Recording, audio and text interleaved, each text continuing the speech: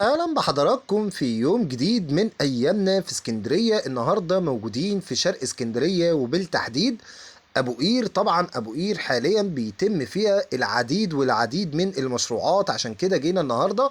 بصوا يا جماعه، انا اول مره من يوم ما عملت القناه انزل اصور لحضراتكم من شوارع ابو قير.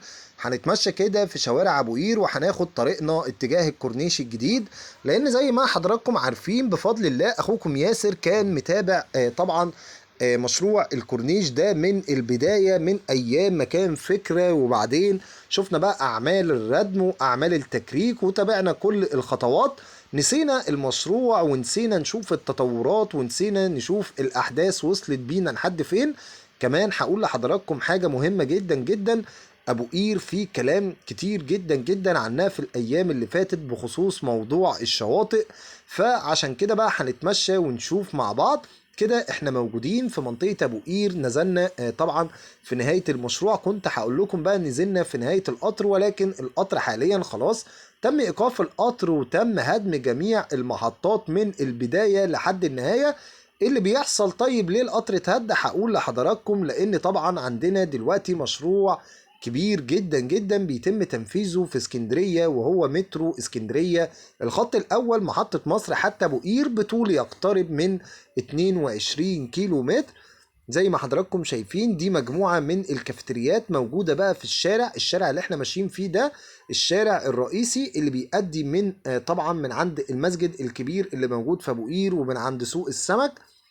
نهاية الشارع ده بيطلعنا على طريق الكورنيش الجديد زي ما حضراتكم كده اهو شايفين معانا.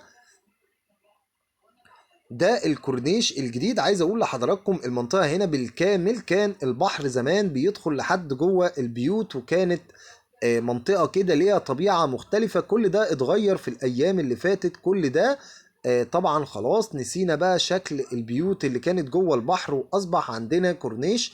جينا النهاردة بقى عشان نتابع مع حضراتكم تطورات الكورنيش وكمان نشوف الشواطئ. لو ركزتوا معانا بقى هنلاقي اهو ان ده طريق الكورنيش الجديد اللي انا موجود مع حضراتكم عليه دلوقتي. الكورنيش ده الهدف منه ايه؟ الهدف منه هقول لحضرتك الربط ما بين مينا ابو قير، وان شاء الله بعد كده هيكون كمان عندنا المدينة الجديدة اللي بيتم انشائها بالكامل جوه البحر. وهيوصل معانا اخر معلوماتنا كانت انه واصل لحد منطقة المعمورة البلد. هل هيستمر ويكمل معانا اكتر من كده ولا لا؟ هنعرف كل ده في الايام القادمة. وده طبعا احد اشهر مطاعم الاسماك اللي موجودة على كورنيش ابو قير. قبل ما نكمل بقى اي تفاصيل هننزل دلوقتي مع بعض في التعليقات نصلي على نبينا محمد صلى الله عليه وسلم، ناخد ثواب انا وحضراتكم جميعا ان شاء الله. يبقى اتفرجنا على ابو قير والتطورات، شايفين كمان اهي المعدات، واخدنا ثواب بعد ما نصلي مع بعض على نبينا. ولو اول مرة بتشوفنا قناتنا خاصة بكل جديد بيحصل في اسكندرية، بنتابع عروس البحر من شرقها لغربها. فايتك كتير لو لسه ما اشتركتش عندي وفعلت الجرس عشان يوصلك كل جديد. اخواتنا في فلسطين في محنة، رجاء من حضراتكم ندعي لهم بقلب صادق. اللهم ارفع عنهم البلاء، اللهم امين يا رب العالمين. فلسطين في محنة من غزة لرفح، كل مكان في فلسطين بيمر بأزمة كبيرة. ربنا يعدلكم محنتكم على خير، كل يوم زيادة في عدد الشهداء، ولكن مفيش حاجة في ايدينا نعملها لهم غير الدعاء.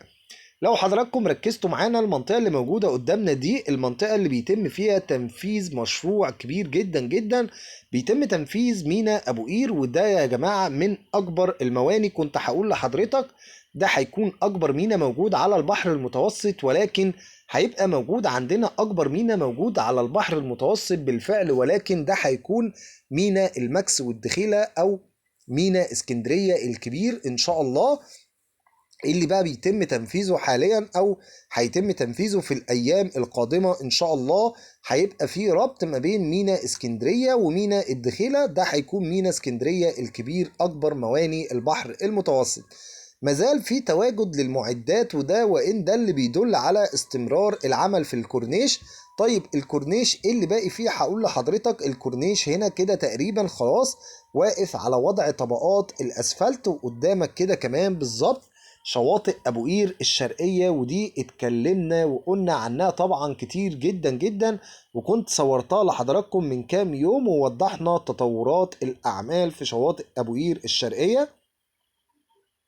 اللي قدامك ده بقى اعمال تنفيذ ميناء ابو قير، وشفنا كمان من فترة كبيرة ان في مجموعة من الاوناش كان بيتم تركيبهم زي ما وضحنا لحضراتكم، وتابعنا كمان اعمال التكريك. شايفين يا جماعة المعدات دي موجودة جوه المشروع بتاع الميناء. حاولنا على قد ما نقدر نجيب لحضرتك زي طبعا تصوير ومباني اهي كمان بيتم انشائها. حاولنا نجيب لحضرتك تصوير من اقرب مكان على قد ما نقدر، عشان برضو حضرتك تبقى متابع معانا تطورات الأحداث ونشوف مدى الإنجاز في الأعمال اللي بيتم. زي ما احنا بنشوف يا جماعة دي كده بداية شواطئ أبو قير، وقدامنا بيتم تنفيذ ميناء أبو قير. عايز أقول لحضراتكم الميناء ده هيبقى موجود فيه رصيف، الرصيف ده يعتبر أعمق رصيف موجود في العالم، وعلى ما أظن إن أسبانيا فقط لا غير هي اللي موجود فيها رصيف بنفس العمق، ولكن الرصيف ده هيبقى موجود عندنا احنا كمان بإذن الله في الأيام القادمة. واللي قدامك كده على طول ده تنفيذ مدينة أبو قير الجديدة، المدينة بالكامل تعتبر جوه البحر، وده انجاز في المدن المصريه الجديده. زي ما احنا عارفين ده بقى زيها زي العديد من المدن اللي بيتم تنفيذها زي مدينه العالمين الجديده والعاصمه الاداريه. هيبقى عندنا في اسكندريه في الايام القادمه، في السنوات القليله القادمه، مدينه بقى تليق باسكندريه، مدينه بالكامل هتبقى جوه البحر. كده بقى اتحركنا مع بعض ودخلنا عشان نشوف حالة الشواطئ. البحر يا جماعة في أبو قير ممتاز جدا جدا، وأحد متابعينا الكرام كانت سألتني وقالت لي يا ياسر هي منطقة أبو قير تصلح كمصيف؟ خليني بقى أقول لحضرتك إن أبو قير حاليا أصبحت من أجمل الأماكن اللي موجودة في اسكندرية، وعلى الرغم من أعمال التطوير اللي بتتم بقى في كل مكان في أبو قير، ولكن أبو قير قادرة تبهرك بسحرها وبجمالها. مدينة أبو قير يا جماعة عايز اقول لك شوف سبحان الله، انا قلت لك مدينة ابو قير، ولكن ابو قير تعتبر منطقة جوه اسكندرية مش مدينة.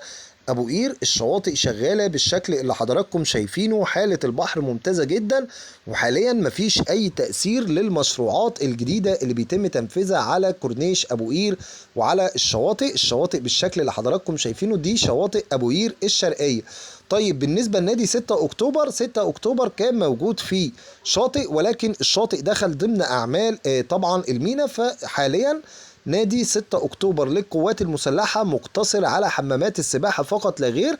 يعني حضرتك لو جاي النادي تقدر تاخد الشقة وتقدر تتمشى، لأن الشواطئ على بعد خطوات قريبة جدا، يعني الموضوع مش بعيد. تقدر تتمشى بقى من النادي وتوصل هنا لحد شواطئ أبو قير. طيب لو أنا عايز أجي بقى وأجر شقة في أبو قير، متاح شقق، والأيام القادمة هنجيب لك تصوير لنماذج شقق كتير جدا جدا سواء على البحر أو شقق داخليه، لان ابو قير معروف برضو انها فيها شقق كتير جدا جدا للايجار. يعني شقق كمان بتطل مباشره على البحر، وشقق داخليه. كل ده هنتابعه في الايام القادمه.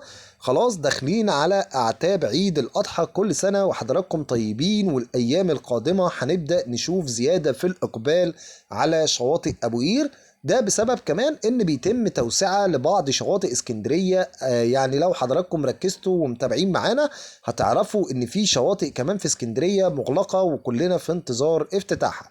اتمنى بقى ما اكونش طولت على حضراتكم، ونتمنى نكون على قدر الحدث وبنغطي لك الاحداث يوميا واول باول. دمتم في حفظ الله، والسلام عليكم ورحمة الله.